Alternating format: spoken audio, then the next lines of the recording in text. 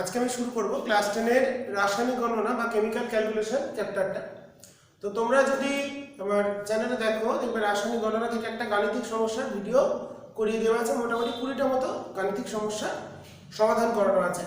তো আজকে আমি যেটা করব মেনলি এই চ্যাপ্টার থেকে যেগুলো থিওরি পার্ট আছে বা যে গাণিতিক প্রমাণগুলো আছে সেগুলো সব এই ভিডিও ক্লাসের মাধ্যমে তোমাদের বুঝিয়ে দেওয়ার চেষ্টা করব সহজ উপায়। তো তোমরা বিষয়গুলো ভালো করে দেখে নেবে। তো আমরা কি কি পড়বো সেগুলো দেখি। প্রথম মনে রাখতে হবে আমরা রাসায়নিক গণনার ক্ষেত্রে কোন একটা রাসায়নিক যে সমীকরণ মানে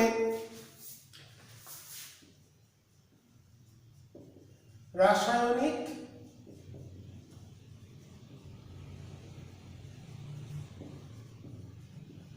সমীকরণ কাদের মধ্যে হয়, বিক্রিয়ক পদার্থগুলো আর বিক্রিয়াজাত পদার্থের মধ্যে একটা সমতা বিধান করে সমীকরণটা অবশ্যই সমতা বিধান করা থাকতে হবে। মানে ব্যালেন্স ইকুয়েশনকে আমরা রাসায়নিক গণনার মাধ্যমে বিক্রিয়ক বিক্রিয়াজাত পদার্থের ভর কত, আয়তন কত বা অন্যান্য মোল পরিমাণ কত সেগুলো আমরা নির্ণয় করব।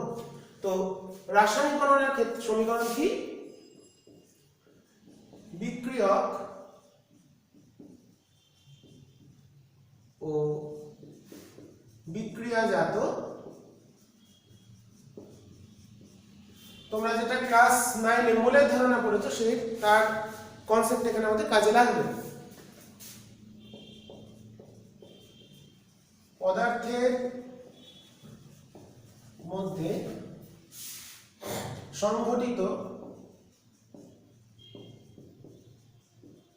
রাসায়নিক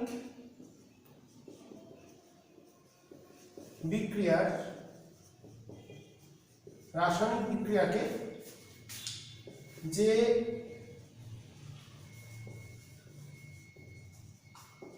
সমীকরণের দ্বারা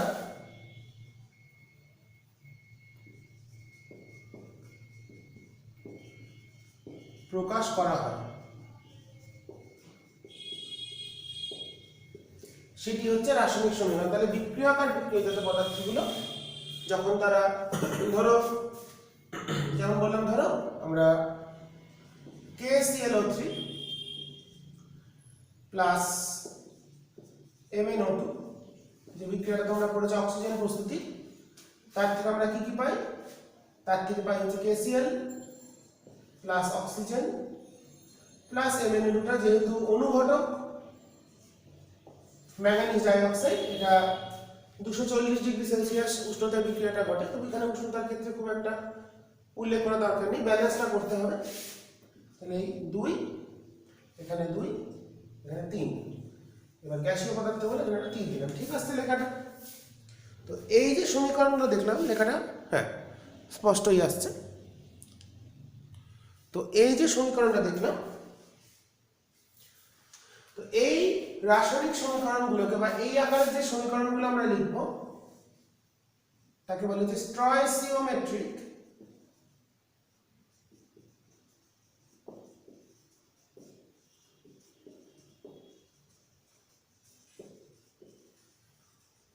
সমীকরণ। স্টয়চিওমেট্রিক সমীকরণ বলা হচ্ছে এই রাসায়নিক সমীকরণগুলোকে। যে কোনো জিনিস তোমরা যেমন খুশি সমীকরণ লিখতে পারো, যেমন ধরো cupric oxide plus ammonia, cupric অক্সাইডকে অ্যামোনিয়ার গ্যাস দ্বারা যদি আমরা বিজারিত করি, অ্যামোনিয়া একটা বিজারক গ্যাস, তার ক্ষেত্রে কপার পাওয়া যায় প্লাস নাইট্রোজেন প্লাস হচ্ছে জল। ব্যালেন্স করতে গেলে 2, এখানে 3, আমাদের 3 আসছে, আর তাহলে চলে আসছে আমাদের এখান থেকে কপারটা ব্যালেন্স করে দিয়েছি, আর অক্সিজেন 3টে হলো আর হাইড্রোজেন 6টা, তাহলে এখানে একটা 3 হবে প্লাস 3। তো ব্যালেন্স করে নিতে হবে। তো ব্যালেন্স করে আমরা বিক্রিয়ক আর বিক্রিয়াজাত পদার্থগুলোর ভর কত, তার আণবিক গুরুত্ব সেগুলো কাজে লাগবে, পারমাণবিক গুরুত্ব এগুলো কিন্তু প্রত্যেকটা এখানে স্টয়চিওমেট্রিক ইকুয়েশন বলা হবে। তো মনে রাখতে হবে আমাদের প্রথম যেটা আছে যে সাধারণ রাসায়নিক বিক্রিয়াগুলো পড়বো সেখানে কিন্তু ভর সংরক্ষণ ফার্স্ট আমাদের আলোচনার বিষয়, ভরের সংরক্ষণ সূত্র। ভরের সংরক্ষণ সূত্র আমরা জানি রাসায়নিক বিক্রিয়ার আগে বিক্রিয়াজাত পদার্থগুলির মোট ভর আর রাসায়নিক বিক্রিয়ার পরে বিক্রিয়াজাত পদার্থগুলির মোট ভর সর্বদা সমান হয়। এটা ল্যান্ডল্টের একটা পরীক্ষা ছিল, এইচ নলের পরীক্ষা, তোমাদের বইতে নেই ল্যান্ডল্টের পরীক্ষা, তোমরা সার্চ করে দেখতে পারো গুগলে ল্যান্ডল্ট এর পরীক্ষা এইচ নলের। তো তিনি একটা পরীক্ষা করেছিলেন, তা দেখা গিয়েছিল কি দুটো ধরো বিক্রিয়ক পদার্থ আছে এ আর বি আর বিক্রিয়াজাত পদার্থ আছে সি আর ডি। তো সেখানে দুটো বিক্রিয়ক পদার্থ এ আর বি তারা বিক্রিয়া করে সি আর ডি উৎপন্ন করেছে। তো এটার পর ধরে নিলাম এর, তাহলে এগুলো হলো বিক্রিয়ক আর সি আর ডি হলো বিক্রিয়াজাত।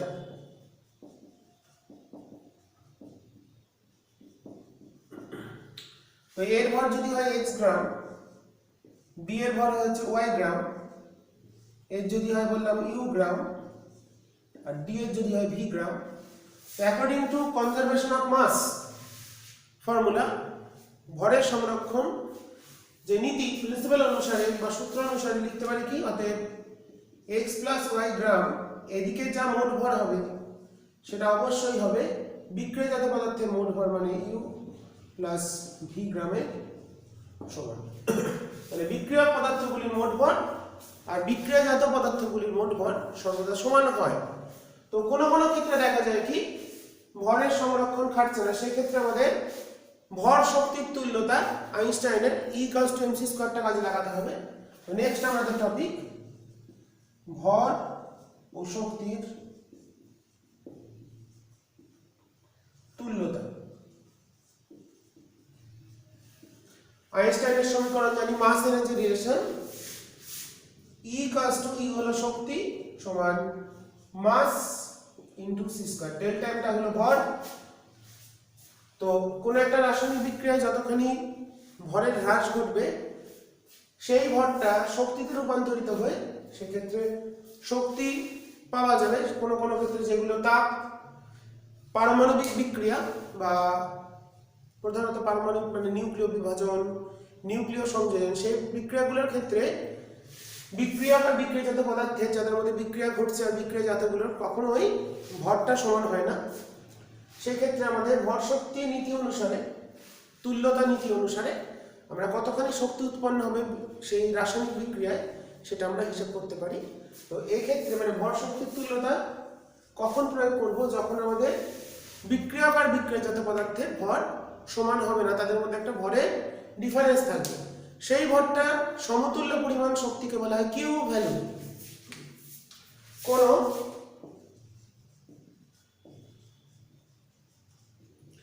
রাসায়নিক বিক্রিয়ায় বিক্রিয়াজাত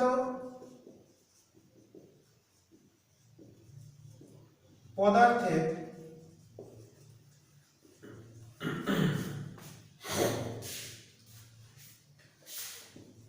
যে পরিমাণ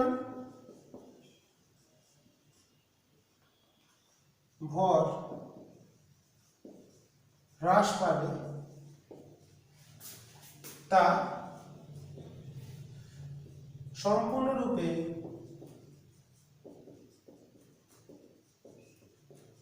শক্তিতে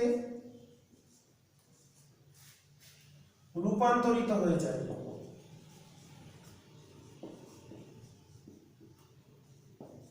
হবে E = mc²। আইনস্টাইনের ভর শক্তি তুল্যতা জানি আমরা E = mc², আমরা জানি স্পেশাল থিওরি অফ রিলেটিভিটি সূত্র অনুসারে E = mc² নীতি অনুসারে। প্রধানত মনে রাখতে হবে এই সূত্রটা কোথায় আমাদের ভরের পার্থক্য দেখা যায়, কোন রাসায়নিক বিক্রিয়াগুলোর ক্ষেত্রে, যেগুলো মেইনলি পারমাণবিক বিক্রিয়া। মনে রাখবো কোন বিক্রিয়া, যেমন পারমাণবিক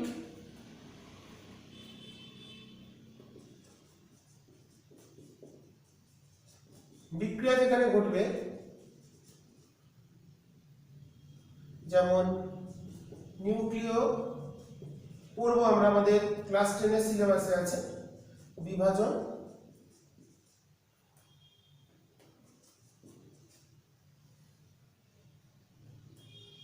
বিভাজন মানে ভেঙে যাওয়া, আর নিউক্লিয় সংযোজন।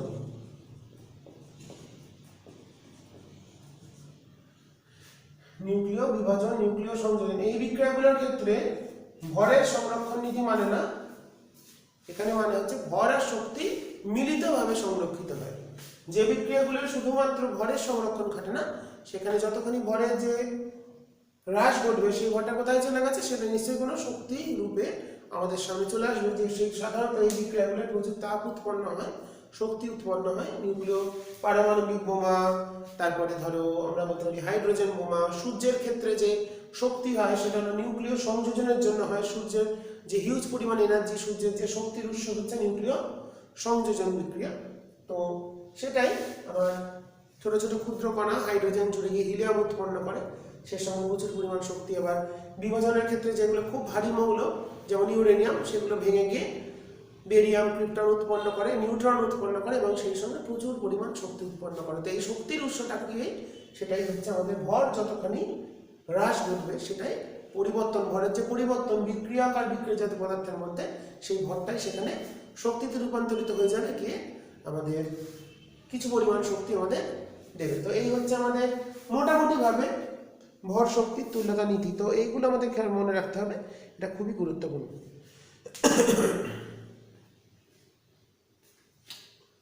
এরপর আমরা চলে আসবো আমাদের নেক্সট যে টপিক। ক্লিকার পুরো আসছে, একটা পরিষ্কারই আসছে, দেখতে পাচ্ছি। নেক্সট আমরা যেটা পড়বো প্রমাণ ঘনত্ব, বাষ্প ঘনত্ব, এগুলো পড়ে নেব, বা আপেক্ষিক ঘনত্ব।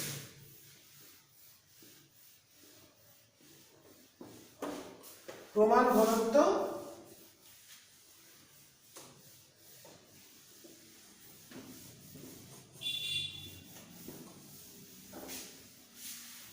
আর হচ্ছে বাষ্প ঘনত্ব। নেক্সট প্রমাণ ঘনত্ব মানে ভর বাই আয়তন, ও আপেক্ষিক ঘনত্ব, একটা কি নাম বললাম, বা বাষ্প ঘনত্ব।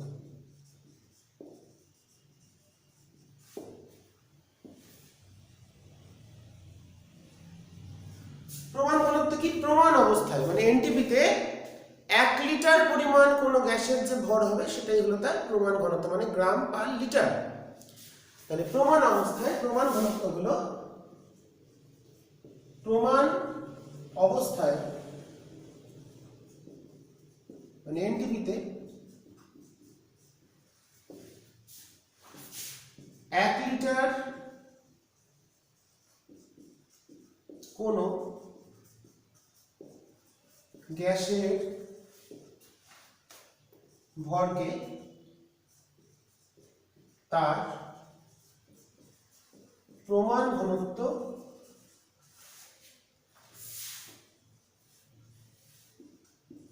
বলা হয়। এটা আমরা কি করে হিসাব করবো, কার মান কত? তো দেখো, যদি হাইড্রোজেনের বলি, আমরা কি জানি, আমরা শিখে এসেছি যেমন 1 মোল হাইড্রোজেন মানে হচ্ছে 2 গ্রাম হাইড্রোজেন গ্যাস। এবার 1 মোলের এনটিপিতে আয়তন কত হয়? 22.4 লিটারের প্রমাণ করবো আমরা, 22.4। 1 মোলের এনটিপিতে আয়তন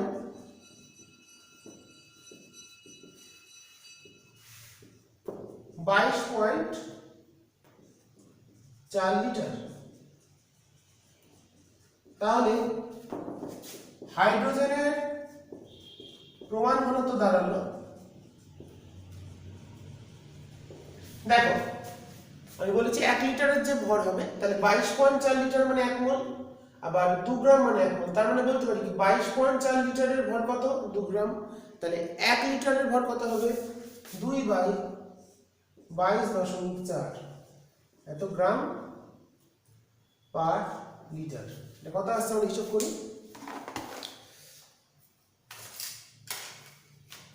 2/22.4 0.089 গ্রাম পার লিটার। আবার যদি বলে অক্সিজেনের ক্ষেত্রে অনুরূপে অক্সিজেনের এনটিপিতে প্রমাণ ঘনত্ব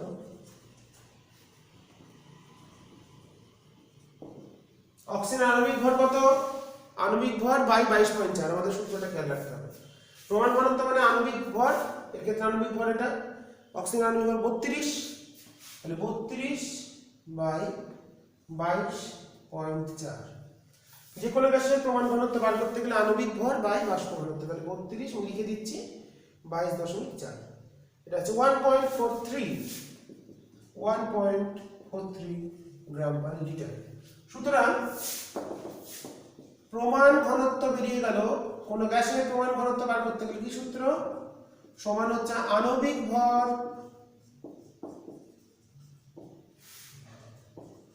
বাই গ্রামে বাই 22.4 লিটার।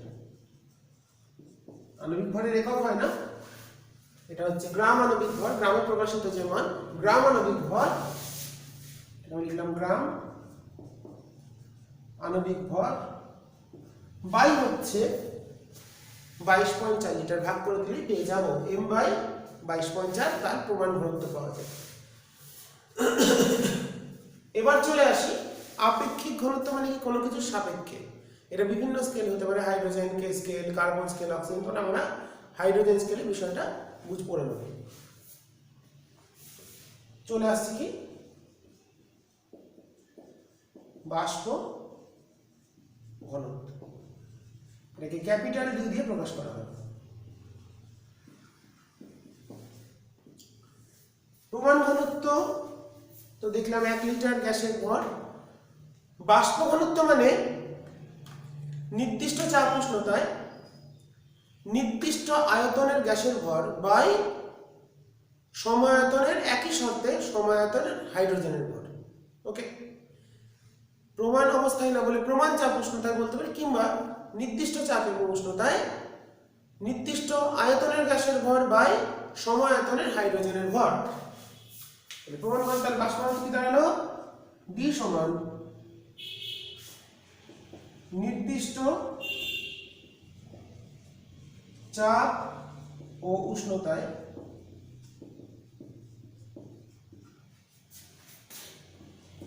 নির্দিষ্ট আয়তনের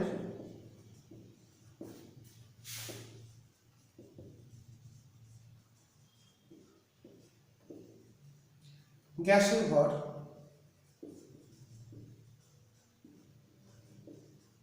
ভাগ কি হবে? কি দিয়ে ভাগ করে দেবো বলেছি? হাইড্রোজেনের সাপেক্ষে একই অবস্থায় মানে প্রমাণ এই নির্দিষ্ট চাপ উষ্ণতা থেকে ধরি, একই অবস্থায় সমায়তন H2 গ্যাসের ভর। ঠিক আছে, তাহলে এই হচ্ছে আমাদের বাষ্প ঘনত্ব, নির্দিষ্ট উষ্ণতায় নির্দিষ্ট আয়তনের গ্যাসের ভর, মানে কোন একটা নির্দিষ্ট আয়তন গ্যাসের ভর বাই একই অবস্থায় সমায়তন হাইড্রোজেনের ভর। এটা আমাদের এনটিপিতে আমরা হিসাব করতে পারি, আমরা এনটিপিতে দেখবো। তাহলে ঠিক আছে, তাহলে এই হলো বাষ্প ঘনত্ব। তো আমরা বাষ্প ঘনত্ব বিষয়টা বুঝে নিলাম। তো এবার দেখি তাহলে এটাকে আপেক্ষিক ঘনত্ব বা বাষ্প ঘনত্ব বলা হয়।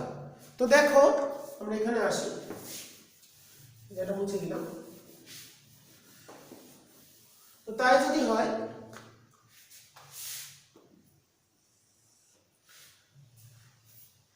বলে যে নির্দিষ্ট উষ্ণতায় নির্দিষ্ট আয়তন, আমরা ধরলাম বাষ্প ঘনত্ব সমান ধরলাম একই অবস্থায় একই চাপ উষ্ণতায়, তাহলে ভি আয়তন কোন গ্যাসের ভর বাই একই অবস্থায় ভি আয়তন হাইড্রোজেন গ্যাসের ভর।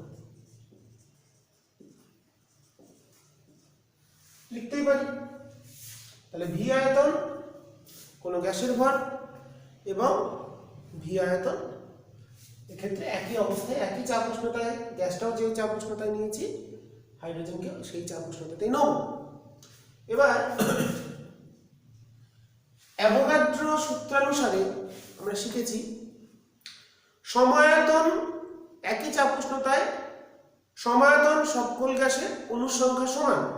তাহলে এর ক্ষেত্রেও ভি আয়তন গ্যাসের ক্ষেত্রে যদি এর ক্ষেত্রেও চাপ উষ্ণতা যা, হাইড্রোজেনের ক্ষেত্রেও চাপ উষ্ণতা তাই, তাহলে দুটোতেই নিশ্চয়ই অণুর সংখ্যা সমান হবে। তো মনে করি ভি আয়তন গ্যাসে অণুর সংখ্যা n, অতএব এনটি গ্যাস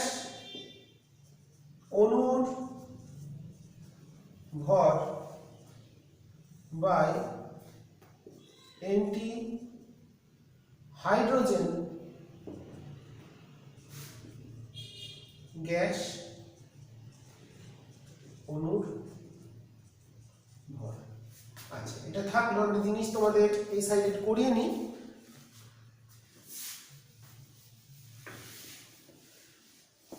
তারপরে আমরা ওখানে যাব। আমরা কি জানি, হাইড্রোজেন স্কেলে যদি আণবিক গুরুত্ব বলা হয় বা আণবিক ওজন, এটা কি কোন একটা অণুর ভর একটি হাইড্রোজেন পরমাণুর ভরের সাপেক্ষে যত গুণ, সেটাই হলো তার আণবিক ওজন। হাইড্রোজেন স্কেলে কি দাঁড়াচ্ছে, কোন একটি গ্যাসের অণুর ভর একটি হাইড্রোজেন পরমাণুর ভরের সাপেক্ষে যত গুণ। তো এখন আমি এখানটা এটা কন্টিনিউ করবো, তার আগে একটা জিনিস পড়িয়ে নিই, সেটা হচ্ছে আণবিক ওজন বা আণবিক গুরুত্ব, মানে এম। এটাকে আণবিক ভর বলি আমরা, আণবিক ওজন বা আণবিক ভর। তো আমরা সেটা কি জানি, যদি এটাকে হাইড্রোজেন স্কেলে বলি,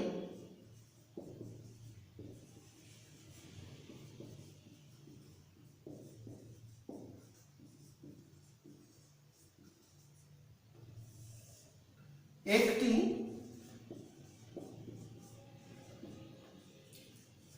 গ্যাস অণুর ভর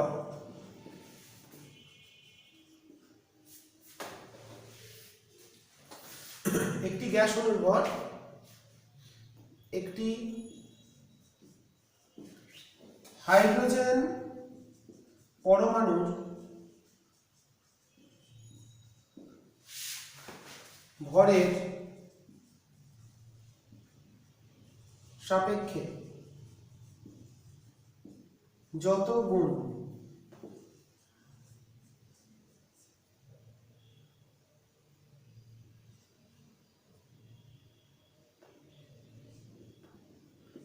সেই সংখ্যাকে গ্যাসটির আণবিক ওজন বা আণবিক গুরুত্ব, আণবিক ভর বা আণবিক ওজন বা আণবিক গুরুত্ব বলা হয়। তার মানে আণবিক ওজন মানে কি দাঁড়ালো, একটি গ্যাস অণুর ভর বাই একটি হাইড্রোজেন পরমাণুর ভর। তো তাই যদি হয়,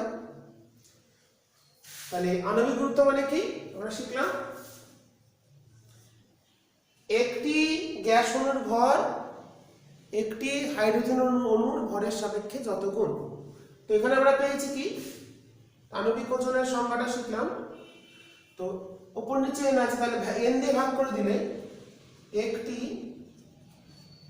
গ্যাস অণুর ভর বাই একটি হাইড্রোজেন গ্যাস অণুর ভর লিখতে পারি। এবার হাইড্রোজেন যেহেতু দ্বি পরমাণু, দুটো পরমাণু থাকে, সুতরাং এটাকে লিখতে পারি একটি গ্যাস অণুর ভর বাই দুটি হাইড্রোজেন পরমাণুর ভর। কেন বলা হলো, কারণ হাইড্রোজেন দ্বিপরমাণু গ্যাস, তাহলে একটা হাইড্রোজেন অণুর মধ্যে অণুর যা ভর হবে, একটা হাইড্রোজেন অণুর যা ভর সেটা দুটো হাইড্রোজেন পরমাণুর ভরে সমান হবে। তাহলে এটাকে যদি আমরা হাফ ইন্টু লিখি, তাহলে হাফ ইন্টু একটি গ্যাস অণুর ভর বাই একটি এইচ পরমাণুর ভর। দেখো ব্র্যাকেট দিয়ে লিখতে পারি, ক্লিয়ার আসছে? রাইট। তাহলে ব্র্যাকেটের যে বিষয়টা এলো সেটা কিন্তু এলো আণবিক ওজন। কেন? একটা এইচ পরমাণুর যে ওজন বা ভর তার সাপেক্ষে একটা অণুর যে ওজন বা ভর হবে সেই অনুপাত থেকে বলা হচ্ছে আণবিক ওজন। একটু আগে পড়েছে আণবিক ওজনের সংজ্ঞা। তার মানে এটাকে লিখতে পারি হাফ ইন্টু এম। তাহলে D equals to M by two. তাহলে আমরা পেয়ে গেলাম D equals to M by two. অর্থাৎ আমরা আণবিক গুরুত্বের সংজ্ঞাটা মুছে দিচ্ছি, তোমরা ঠিক করে লিখে নেবে। সুতরাং আমরা পেয়ে গেলাম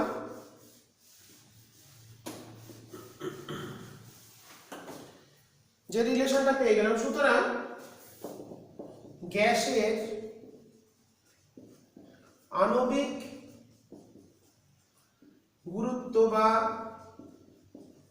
যদি এম হয় তাহলে এম সমান আসছে দেখো 2 ইন্টু ডি, কোনাকুনি গুণ করলে D equals to M by two সমান 2 ইন্টু গ্যাসের বাষ্প ঘনত্ব। অতএব এম সমান 2d। খুব পরীক্ষায় আসে প্রমাণটা, ভালো করে খেয়াল করবে। বাষ্প ঘনত্ব আর আণবিক গুরুত্বের সম্পর্ক, এটি হচ্ছে বাষ্প ঘনত্ব আর আণবিক ওজন বা আণবিক গুরুত্ব বা আণবিক ভরের সম্পর্ক। তো যেমন ধরো বলি, যেমন অ্যামোনিয়া,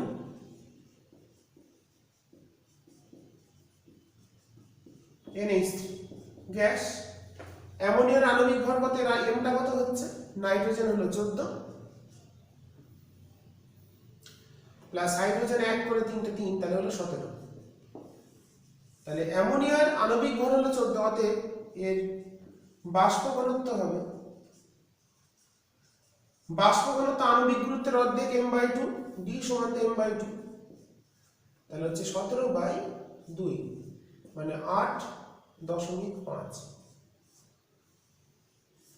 আচ্ছা, বাষ্প ঘনত্বের কিন্তু কোনো একক থাকবে না, এটা এককবিহীন ভৌত রাশি, কারণ দুটো ভরের অনুপাত, তাই এটা এককবিহীন ভৌত রাশি। তাহলে বাষ্প ঘনত্ব হচ্ছে, মনে রাখবো, এককবিহীন। তোমরা ক্লাস 9-এ পড়েছো ভৌত রাশি, যেমন দ্রাব্যতা, পারমাণবিক গুরুত্ব, আণবিক গুরুত্ব, আপেক্ষিক আর্দ্রতা,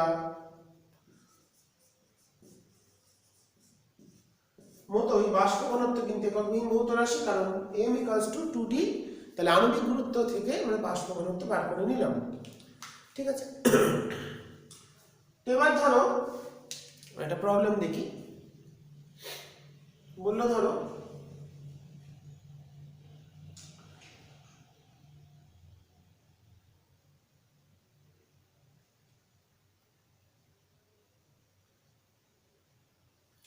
কোন একটা গ্যাসে বলে দিল ধরো 1 লিটারের ভর দেওয়া আছে, 1 লিটার কোন একটা গ্যাসের ভর দেওয়া আছে, তার বাষ্প ঘনত্ব বার করতে হবে। কোন একটা গ্যাসের 1 লিটারের ভর দেওয়া আছে, মুছে দিচ্ছি এটা, তো তোমরা ঠিক করে করবে। তাহলে মুছে দিই। কোন একটা গ্যাসে 1 লিটারের পরিমাণের ভরটা দেওয়া আছে,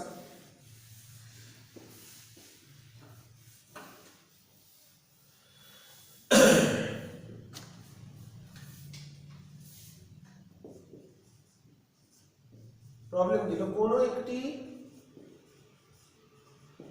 গ্যাসের 1 লিটার পরিমাণের ভর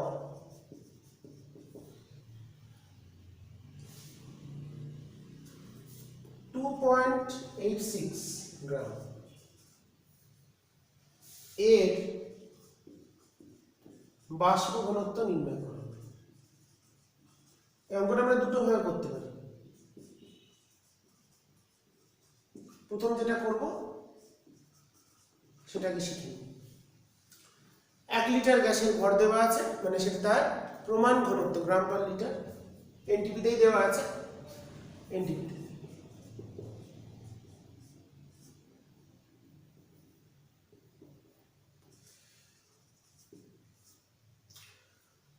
তো আমরা কি জানি 22.4 লিটার আমরা জানি,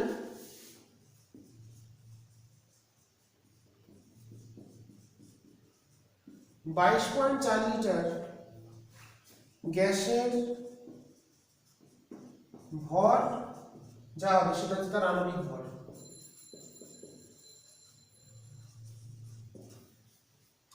সুতরাং 1 লিটারের যে ভর তাকে 22.4 দিয়ে গুণ করলে যেটা পাবো সেটা m পাবো। সুতরাং m সমান বেরোচ্ছে কত, 22.4 গুণ 1 লিটারের ভর এত, তাহলে 22.4 লিটারের ভর কত কি করতে হবে, 1 লিটারের ভর দেওয়া আছে, 22.4 লিটারের ভরটা বার করতে হবে। তাহলে আমরা গুণ করে দেবো, তাহলে 2.86, তাহলে 22.4 22.4 ইন্টু 2.86, এটা আসছে 64.046, মানে প্রায় 64। ঠিক আছে,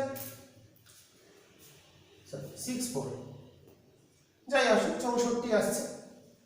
তার মানে গ্যাসটা মোটামুটি 64, মানে কার হতে পারে আমরা দেখতে পারি, হিসেব করে দেখা যেতে পারে। তাহলে m পেয়ে গেলাম, অতএব আণবিক ভর পেলাম, অতএব গ্যাসটির আণবিক ভর বেরিয়ে গেল 64। অতএব বাষ্প ঘনত্ব হবে বা আপেক্ষিক ঘনত্ব হবে আণবিক ভর বাই 2, এটা ডি, তাহলে হচ্ছে 32। ঠিক আছে, তাহলে গ্যাসটির আণবিক ভর 64 বেরোলো, তাহলে বাষ্প ঘনত্ব হচ্ছে 32। তো এবার দেখো এটাকে আর একটা ভাবে করতে পারি, তার জন্য একটা সূত্র শিখে নিতে হবে।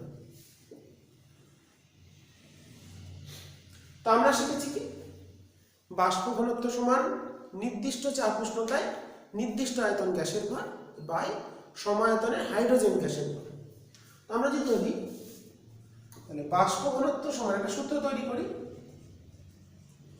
ডি সমান যে নির্দিষ্ট আয়তন গ্যাসের ভর যদি বললাম ধরো সাপোজ 1 লিটার, তাহলে এনটিপিতে প্রমাণ বলেছে নির্দিষ্ট চাপ উষ্ণতায়, আমি নির্দিষ্ট চাপ উষ্ণতাকে এনটিপি প্রমাণ উষ্ণতা চাপ উষ্ণতা ধরে নিলাম, এনটিপিতে 1 লিটার গ্যাসের ভর, কোন একটা গ্যাসের ভর বাই 1 লিটার হাইড্রোজেন গ্যাসের ভর। তার মানে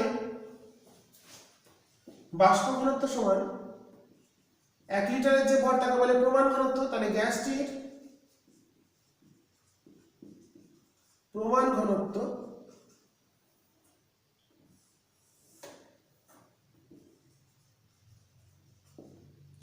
বাই হাইড্রোজেন গ্যাসের প্রমাণ ঘনত্ব, তাহলে ডি সমান হলো। তাহলে সুতরাং আমরা কোনাকুনি গুণ করলে পাচ্ছি, অর্থাৎ প্রমাণ ঘনত্ব সমান গ্যাসের প্রমাণ ঘনত্ব, হাইড্রোজেনের ক্ষেত্রে প্রমাণ ঘনত্ব ছিল 0.089 গ্রাম পার লিটার, তাহলে প্রমাণ ঘনত্ব সমান 0.089 কে কোন এককে, গ্রাম পার লিটার, ইনটু এটার নিচেরটার মান হলো 0.089 ইনটু ডি, মানে প্রমাণ ঘনত্ব আর বাষ্প ঘনত্ব।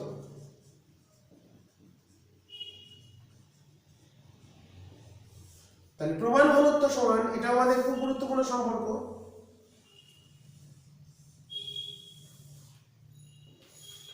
আগেটা শিখলাম কি আণবিক ভর বাষ্প ঘনত্বের দ্বিগুণ, এবার শিখলাম কোন গ্যাসের প্রমাণ ঘনত্ব সমান 0.089 ইনটু ওই গ্যাসের বাষ্প ঘনত্ব। যেমন তাহলে এই অঙ্কটার ক্ষেত্রে এই যে অঙ্কটা করলাম 1 লিটার গ্যাসের ভর দেওয়া আছে, তাহলে সুতরাং তার বাষ্প ঘনত্ব তাহলে কত হবে, প্রমাণ ঘনত্ব কি প্রমাণ ঘনত্ব সমান 0.089 ইন্টু বাষ্প ঘনত্ব, তাহলে অতএব বাষ্প ঘনত্বকে লিখতে পারি প্রমাণ ঘনত্ব বাই 0.089। যদি লিখি তাহলে আমাদের দেখো বাষ্প ঘনত্ব যা বার করতে হবে সেটা 1 লিটার গ্যাসের ভর দেওয়া আছে, মানে কি এত গ্রাম পার লিটার, তাহলে ওটাই তার প্রমাণ ঘনত্ব।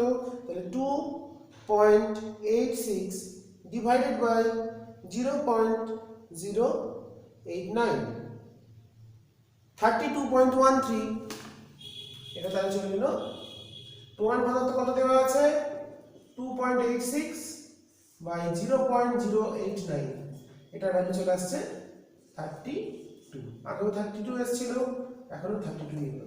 তাহলে সম্পর্কটা কাজে লাগিয়ে আমরা অবশ্যই চাইলে প্রমাণটা করে ফেলতে পারবো। তাহলে দুটো সূত্র শিখে নিলাম এই অবধি বাষ্প ঘনত্ব সংক্রান্ত। একটা হচ্ছে বাষ্প ঘনত্ব আর আণবিক গুরুত্বের সম্পর্ক, আণবিক গুরুত্ব গ্যাসের বাষ্প ঘনত্বের দ্বিগুণ, আর প্রমাণ অবস্থায় গ্যাসের প্রমাণ ঘনত্ব আর বাষ্প ঘনত্বের অনুপাত হচ্ছে 0.089 এবং একটা হচ্ছে গ্রাম পার লিটার। ওকে, কারণ হাইড্রোজেনের ঘনত্ব। তো এবার দেখো আমরা যদি 1 মোল গ্যাসের ভর হচ্ছে এনটিপিতে 1 মোল গ্যাসের ভর হচ্ছে 22.4 লিটার, মানে এম গ্রামের ভর হচ্ছে 22.4 লিটার, সেটা বার করব কি করে, মুছে দিলাম।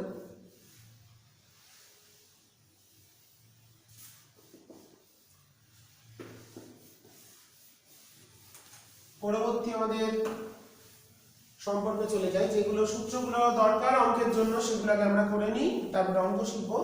এবং অঙ্কের ভিডিও তোমাদের দিয়ে দেওয়া আছে, তোমরা অঙ্কগুলো করে নেবে। 20টা অঙ্ক, কোনো বেশ কয়েকটা কাজ দেওয়া আছে, যেগুলো পারবে না কমেন্টে জানাবে, আমি দেখিয়ে দেবো অবশ্যই।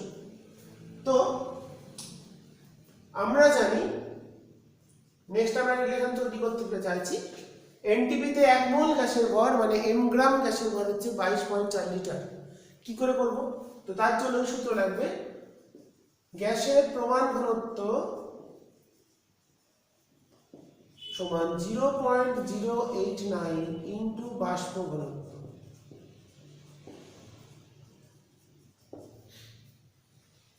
এই সূত্র কাজে লাগিয়ে আমরা বার করব। তো আমরা সেটা প্রমাণ করতে গেলে আমরা আগে যে পেয়েছি, তাহলে বাষ্প ঘনত্ব সমান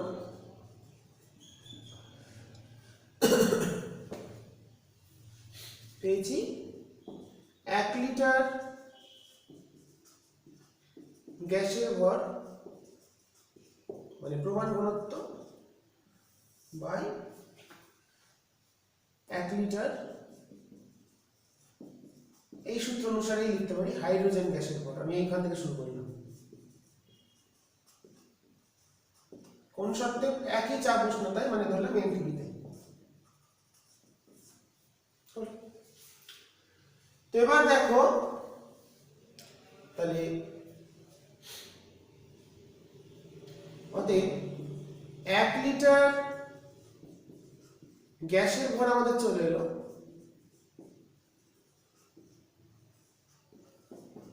কত বাষ্প ঘনত্ব মানে ডি ইন্টু 0.089 গ্রাম, বা D equals to M by 2, তাহলে এম বাই 2 ইন্টু 0.089 গ্রাম। বাংলায় লিখে একদম পিওর।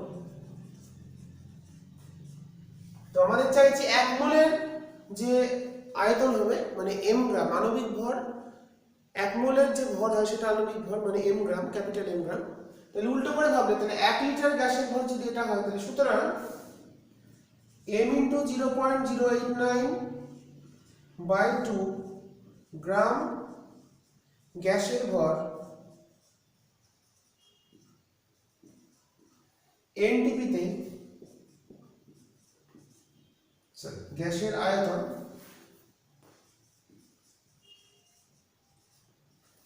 এনটিপিতে 1 লিটার। এবার কত গ্রামের আয়তনকে বলা হয় আণবিক, তার আমার যে মোলার আয়তন কত গ্রাম, 1 মোল মানে m গ্রাম। অতএব 1 গ্রাম গ্যাসের আয়তন এনটিপিতে উল্টে যাবে, তাহলে 2/0.089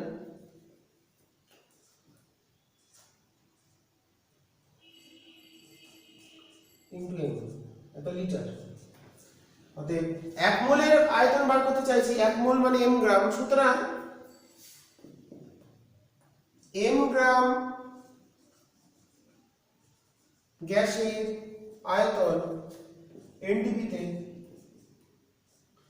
তাহলে 2/2 ইন্টু m, m এর ক্ষেত্রে m দিয়ে গুণ হবে বাই 0.089 ইন্টু m, তাহলে m টা থাকলো উপর নিচে, তাহলে m টা কেটে গেল, তাহলে 2/0.089 লিটার। এটাই হিসাব করলে আসবে 22.4 লিটার। তাহলে আণবিক ভরের সমতুল্য পরিমাণ আয়তন, আণবিক ভরটা যত গ্রাম তত গ্রামের আয়তন হলো 22.4 লিটার। লেখাটা পুরো আসছে আশা করি, রাইট। তাহলে আণবিক ভরের, সুতরাং আমরা কি শিখলাম, অর্থাৎ আণবিক গ্রাম আণবিক ভর, এটাকে গ্রাম আণবিক ভর বলে, গ্রাম আণবিক ভরের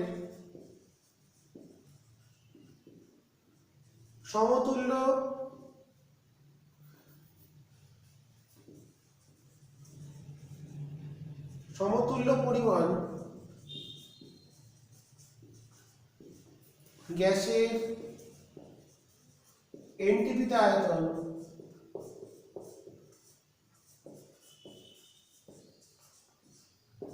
22.4 লিটার। এবার আণবিক ভরকে 1 মোল, এবার আমরা জানি যেহেতু 1 মোল পরিমাণের ভর সমান গ্রাম আণবিক ভর,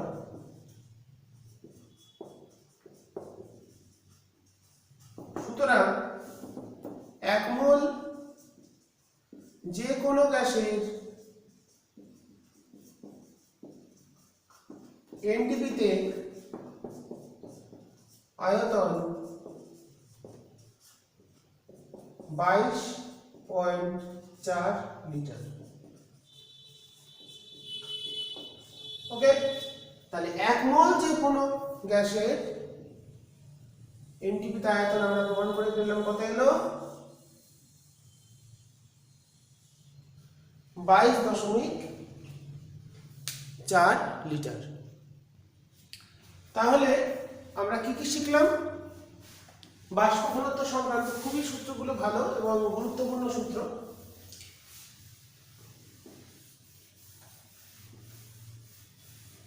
একবারে আমরা এক ঝলকে দেখে নিই কি কি সূত্র শিখে ফেলেছি, দিয়ে তারপরে আমরা অন্য টপিকে যাব।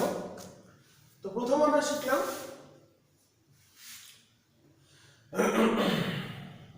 গ্যাসের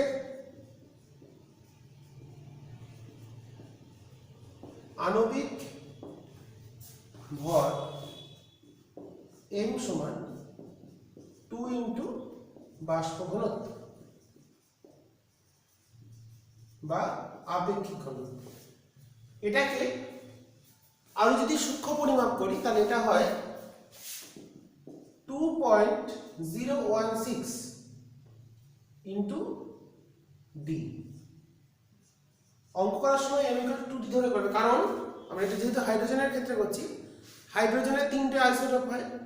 তো প্রাকৃতিক কোনো নমুনাতে আইসোটোপগুলোর বিভিন্ন অনুপাতে থাকে, সেক্ষেত্রে হাইড্রোজেনের পারমাণবিক গুরুত্বকে আমরা 1 না ধরে, মানে একটা পরমাণুর ভরকে 1 mu না ধরে 1.0, তিনটের যে শতকরা অনুপাতে আছে সেটা হিসাব করলে আসে 1. হাইড্রোজেনের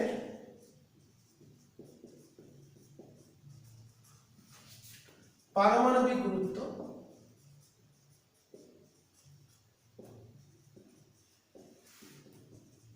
মানে একটা পরমাণুর ভর 1.008, এমইউ। পারমাণবিক ভর এককে যদি তার ভরটা বলি একটা পরমাণুর ভর হবে 1 ভোল্ট, এটাকে এর ক্ষেত্রে একক হবে না, অর্থাৎ এটা কখন হবে যদি এর আইসোটোপগুলির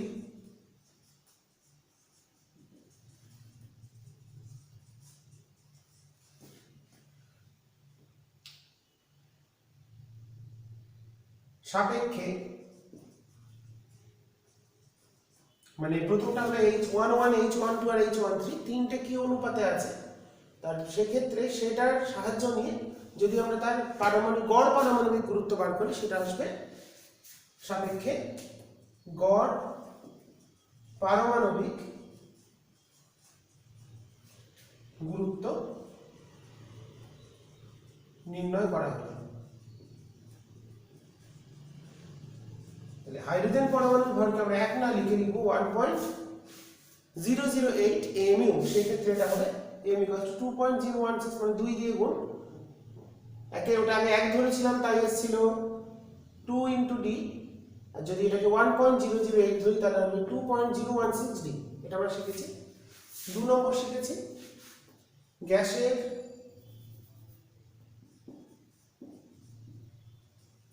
প্রমাণ ঘনত্ব সমান 0.089 ইন্টু বাষ্প ঘনত্ব।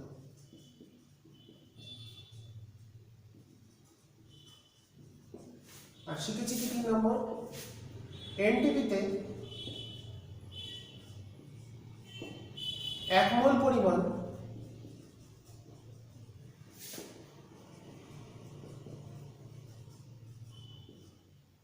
বা ক্যাপিটাল এম মানে আণবিক ভর গ্রাম পরিমাণ গ্যাসের আয়তন, যে কোনো গ্যাসের আয়তন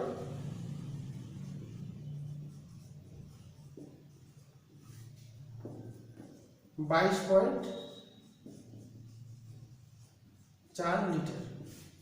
ঠিক আছে, তো এই হচ্ছে আমাদের তিনটে তথ্য, এগুলো আমাদের অঙ্ক করার ক্ষেত্রে কাজে লাগবে, তো সেগুলোকে আমি একত্রিত করে দিয়েছি। তো এরপর আমরা চলে যাব কোন একটা যৌগের ক্ষেত্রে, মেনলি সমযোজী যৌগের ক্ষেত্রে দেখব, কারণ আয়নীয় যৌগগুলোর ক্ষেত্রে নির্দিষ্ট তার সংকেত লেখা যায় না, কারণ আয়নীয় যৌগগুলোর ক্ষেত্রে প্রকৃত সংকেত লেখা যায় না, কারণ তার ক্ষেত্রে আমরা যেটা লিখি সেটা হচ্ছে ফর্মুলা বা হচ্ছে ফর্মুলা সংকেত যেটাকে বলা হয়। তো এবার আমরা যেটা দেখে নেব কেন লেখা যায় না, সেটা তোমরা যখন আয়নীয় যৌগ বন্ধন আর সমযোজী বন্ধন করবে বুঝতে পারবে। কারণ আয়নীয় যৌগের ক্ষেত্রে একটা আয়নের অস্তিত্ব নেই, মানে প্রত্যেকটা আয়নকে ঘিরে, ক্যাটায়নগুলোকে ঘিরে একাধিক অ্যানায়ন বর্তমান, আবার অ্যানায়নগুলোকে ঘিরে মানে একটা জোটবদ্ধ অবস্থায় কেলাস আকার গঠনে থাকে। তো তার জন্য তার ক্ষেত্রে নির্দিষ্ট আণবিক ভর আমরা হিসেব করতে পারি না। তো যাই হোক, একটা অঙ্ক দেখি, সেখান থেকে আমরা দুটো জিনিস শিখবো। একটাকে বলা হয় স্থূল সংকেত বা স্থূল ভর, একটা হচ্ছে প্রকৃত সংকেত বা প্রকৃত ভর, কি করে হিসেব করা। তো ধরো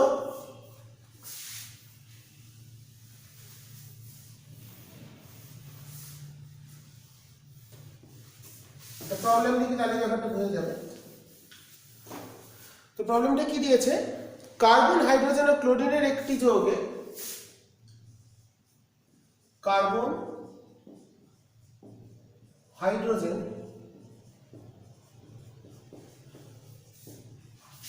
ও ক্লোরিনের,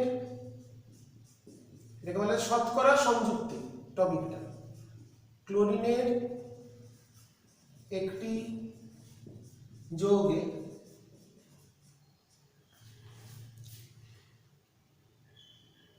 (10.04% কার্বন আছে, কার্বন বলে দিয়েছে আছে কত 10.04%, আচ্ছা ক্লোরিন আছে বলে দিয়েছে 89.12%, বাকিটা হাইড্রোজেন আছে, হাইড্রোজেনটা আমরা হিসেব করব। আর বলে দিয়েছে যৌগটির বাষ্প ঘনত্ব, এই দুটো বলে দিয়েছে। আর বলেছে যৌগটির বাষ্প ঘনত্ব বলে দিয়েছে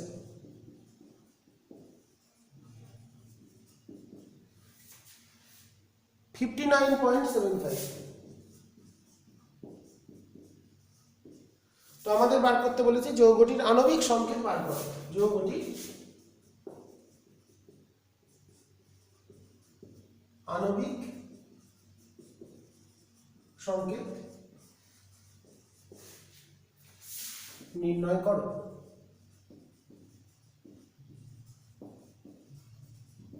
খুব ভালো প্রবলেম। কতটা শতকরা সংযুক্তি, মানে একটা যৌগের মধ্যে বিভিন্ন যে তার পরমাণুগুলো নিয়ে যৌগটা গঠিত, প্রত্যেকটা তো নির্দিষ্ট একটা শতকরা অনুপাতে থাকে, টোটালটা 100। তাহলে দেখো কার্বন বলেছে এটা, ক্লোরিন বলেছে এটা, তাহলে বাকিটা হাইড্রোজেন। তাহলে টোটালটা যেহেতু 100%, একটা যৌগের মোট যে শতকরা পরিমাণ 100%, তাহলে এর মধ্যে অতএব হাইড্রোজেনের শতকরা পরিমাণ কত হবে? 100, ক্যালকুলেটরটা দিন, মাইনাস 10.04 প্লাস হচ্ছে 89.12। এটা কত আসছে আমরা হিসাব করে নেবো। 100 মাইনাস 9.04 মাইনাস 89.12, এটা আসছে আমাদের 0.84। তার মানে হাইড্রোজেনটা আছে হচ্ছে, তাহলে কার্বন আছে 10.04, ক্লোরিন আছে 89.12, আর হাইড্রোজেন আছে এটা। তাহলে যৌগের মধ্যে কার্বন, হাইড্রোজেন আর ক্লোরিন পরমাণুর সংখ্যার অনুপাত কত হবে? সুতরাং যৌগটিতে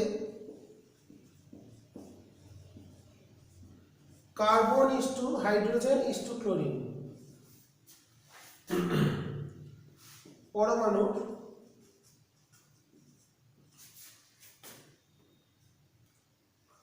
আনুপাতিক মান কি অনুপাতে থাকবে?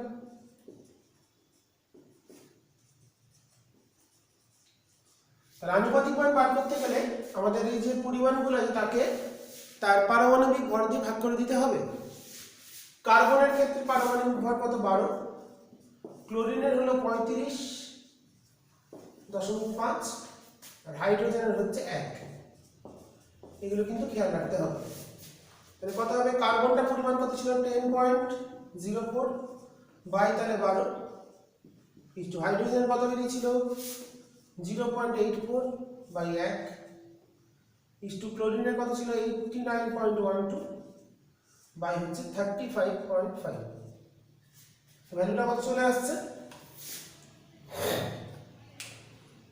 10.04 ডিভাইডেড বাই 12, এটা আসছে আমাদের 0.836666, 0.8366, এটা আসছে 0.84, প্রায় দুটো 1।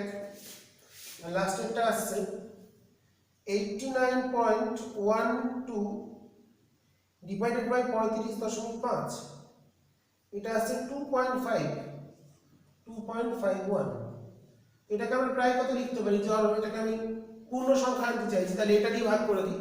তাহলে প্রথমটা হলো 1, দ্বিতীয়টা এই দুটো সংখ্যা প্রায় কাছাকাছি, তাহলে এটাও একই হবে, আর এটা হবে 2.51 ডিভাইডেড বাই 0.8366, মানে এটা দিয়ে 3 থেকে ভাগ করছি, এটা আসছে হচ্ছে 3। তাহলে বুঝে গেলাম কার্বন আছে একটা, minimum number of carbon atom 1, minimum number of hydrogen atom 1, and minimum number of chlorine atom 3.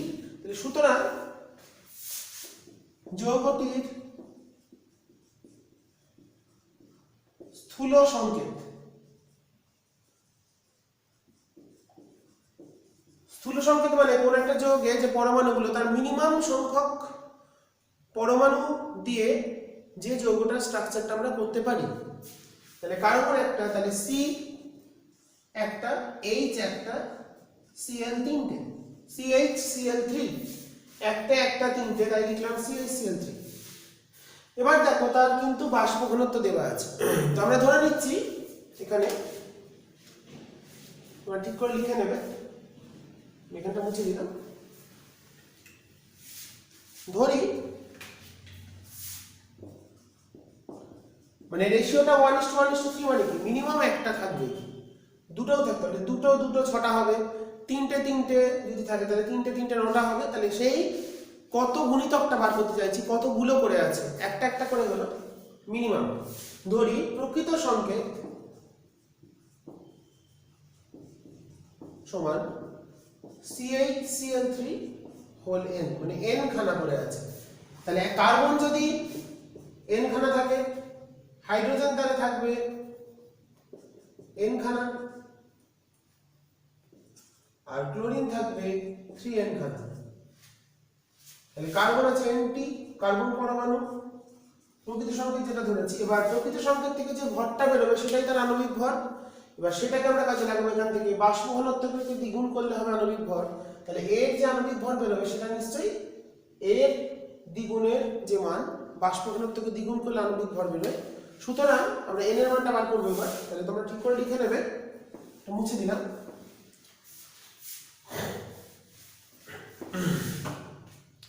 তাহলে সুতরাং আমরা লিখতে পারি, দেখো একটা কার্বনের পারমাণবিক গুরুত্ব কত 12, তাহলে অতএব 12n প্লাস হাইড্রোজেনের হচ্ছে 1, তাহলে n প্লাস ক্লোরিনের 35.5 আছে কতগুলো 3n, তাহলে এটা হলো তার মোট আণবিক ভর।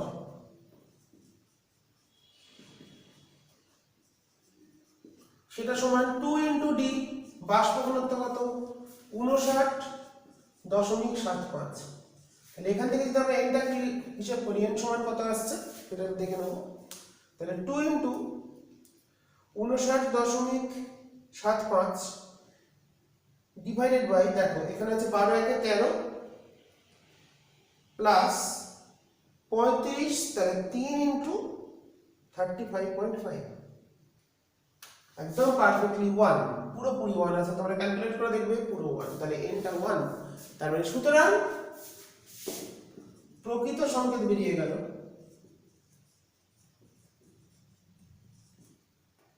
মানে আণবিক যে সংকেত বা প্রকৃত সংকেত কত বেরিয়ে গেল, n এর মানটা 1, তাহলে CH Cl3।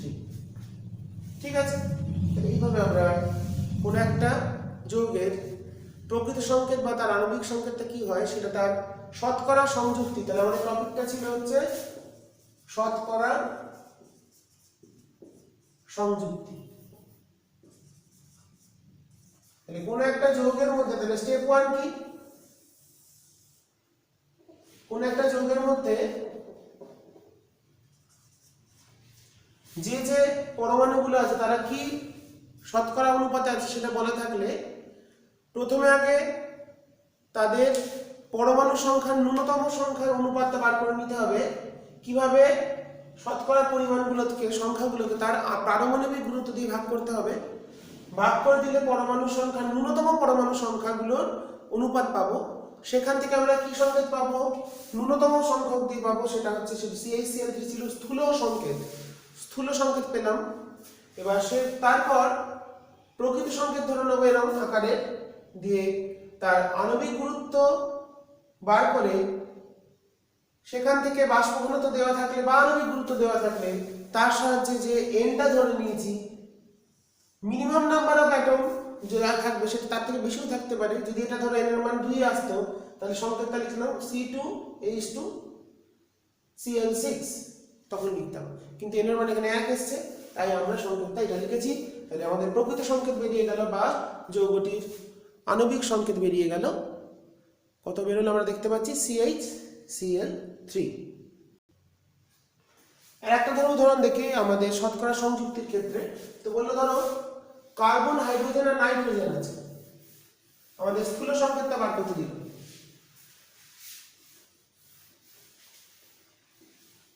কার্বন, হাইড্রোজেন আর নাইট্রোজেন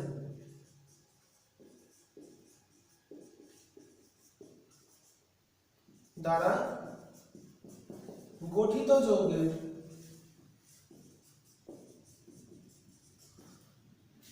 স্থূল সংকেত নির্ণয় করতে হবে। স্থূল সংকেত নির্ণয় করার ক্ষেত্রে পার্সেন্টেজ গুলো বলা থাকলেই হবে, তার বাষ্প ঘনত্ব বা আণবিক গুরুত্ব না বললেও চলবে, কারণ আমাদের ওই মিনিমাম নাম্বার অফ অ্যাটম গুলো আমরা বার করবো, ন্যূনতম পরমাণুর সংখ্যাগুলো বার করলেই চলবে। স্থূল সংকেত নির্ণয় করো।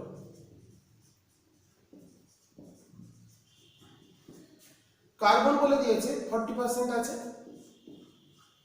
হাইড্রোজেন বলে দিয়েছে 13.3% আছে, আর নাইট্রোজেন বাকিটা মানে হচ্ছে কত আসবে, এটা এই দুটো বলে দিয়েছে। তাহলে 100 মাইনাস 40 প্লাস 13.3 46.7%। এই তিনটে দেওয়া আছে ডেটা। কোন একটা যৌগের মধ্যে শতকরা সংযুক্তির পরিমাণগুলো বলছে কার্বন 40%, হাইড্রোজেন 13.3% এবং নাইট্রোজেন 46.7%। তাহলে স্থূল সংকেত কত হবে? তাহলে আমরা কি করব? তাহলে carbon is to hydrogen is to nitrogen, তাহলে কত হবে? 40 ভাগ করতে হবে কি পারমাণবিক ভর দিয়ে 12,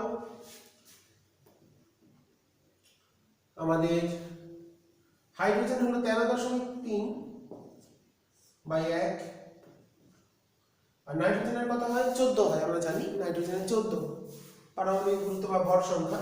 তাহলে 46.7 বাই 40।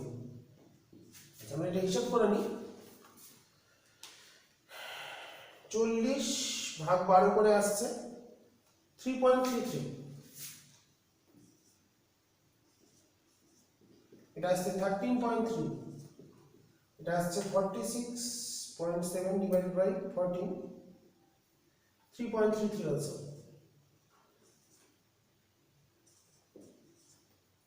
তাহলে যদি আমরা এটা দিয়ে ভাগ করে দিই তাহলে এটা 1, 13.3 ডিভাইডেড বাই 3.33, এটা আসছে 3.99, এটা তো প্রায় 1। তাহলে আমাদের রেশিওটা কত হলো? 1:4:1। তাহলে স্থূল সংকেত চলে এলো। অতএব যৌগটির শতকরা সংযুক্তি অনুসারে তার স্থূল সংকেত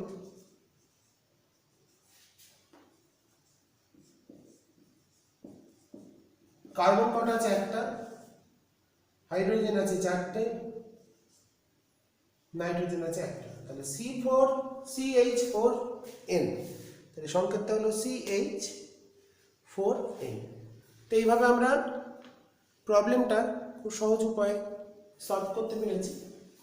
তো আজকের যে বিষয়গুলো আমরা শিখলাম, তাহলে আণবিক গুরুত্ব, বাষ্প ঘনত্বের সম্পর্ক শিখলাম।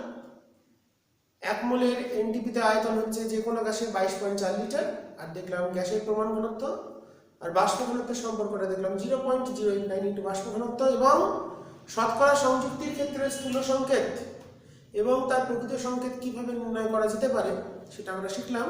মনে রাখবো, প্রকৃত সংকেত নির্ণয় করার ক্ষেত্রে আমরা কি নির্ণয় করব? কার ক্ষেত্রে? যেগুলো সমযোজী যৌগ বা যার ক্ষেত্রে সমযোজী বন্ধন দেখতে পাওয়া যায় তাদের ক্ষেত্রে। আয়নীয় যৌগগুলোর ক্ষেত্রে কিন্তু প্রকৃত সংকেত নির্ণয় করা বা প্রকৃত তার আণবিক সংকেত নির্ণয় করা যাবে না, কারণ তাদের ক্ষেত্রে যতগুলো আয়ন, কারণ যেমন বললাম ধরো NaCl, সোডিয়াম ক্লোরাইড মানে Na+Cl-, সেখানে কিন্তু প্রত্যেকটা সোডিয়ামকে ঘিরে 6টা করে ক্লোরিন থাকে, আবার প্রত্যেকটা ক্লোরিনকে ঘিরে 6টা করে সোডিয়াম আয়ন বা ক্যাটায়ন থাকে। তার ফলে তারা কিন্তু একটা জোটবদ্ধ অবস্থায় অবস্থান করছে। তাই NaCl কে কখনোই শুধু NaCl এর আণবিক ওজন বা প্রকৃত ওজন আমরা বার করতে পারবো না। এর ক্ষেত্রে আমরা সংকেত বার করার ক্ষেত্রে একটা NaCl গোলেন লিখবো, এর ভ্যালুটা আমরা নির্ণয় করতে পারছি না, কারণ এটা যেহেতু আয়নীয় যৌগ। তাই আয়নীয় যৌগের ক্ষেত্রে আমরা প্রকৃত সংকেত বা আণবিক বা প্রকৃত ভর যেটা বা আণবিক ভর নির্ণয় করতে পারি না। ঠিক আছে, এক্ষেত্রে ফর্মুলা ওজন নির্ণয় করতে হবে। যাই হোক, যেটা দেওয়া থাকে সে অনুসারে। তো আজকের ভিডিওতে যে বিষয়গুলো শিখলে তোমরা অবশ্যই ভালো করে বুঝে নেবে, খুবই গুরুত্বপূর্ণ রাসায়নিক গণনার একটাই ভিডিও। আর গাণিতিক সমস্যার ভিডিওটা আগেই দেওয়া আছে, আমি তোমাদের লিঙ্ক দিয়ে দেবো আমাদের ডেসক্রিপশানে, তো লিঙ্কটা দেখে নেবে, সেখানে প্রবলেমটা পেয়ে যাবে, বা তোমাদের ভিডিওর ক্লাসের শেষেও আমি ওই লিঙ্কটা অ্যাড করে দেবো, তোমরা সেখানেও পেয়ে যেতে পারো। ঠিক আছে, তাই এখানেই শেষ করছি। আশা করি তোমাদের ভালো লাগবে প্রবলেমগুলো, যে সূত্রগুলো থিওরিগুলো পড়ালাম। আর ভরের নিত্যতা সূত্র কখন খাটবে না, যেখানে পারমাণবিক বিক্রিয়া বা নিউক্লিয় বিক্রিয়াগুলোর ক্ষেত্রে ভরের নিত্যতা সূত্র খাটে না, সেই ক্ষেত্রে আমাদের E=mc² সূত্র অনুসারে মাস এনার্জি রিলেশন কাজে লাগাতে হয়, দিয়ে কতখানি শক্তি পণ্য হলো বিক্রিয়াগুলোতে সেটা আমরা হিসেব করতে পারি। যদি কোনো সমস্যা হয় সেটা আমাকে জেনে নেবে কমেন্টের মাধ্যমে। আজকে এই বলেই শেষ করছি। সবাই মন দিয়ে পড়াশোনা করো, নতুন ক্লাস, নতুন জিনিস শিখছো, ভালো করে পড়ো। ঠিক আছে, আজকে এখানেই শেষ করলাম।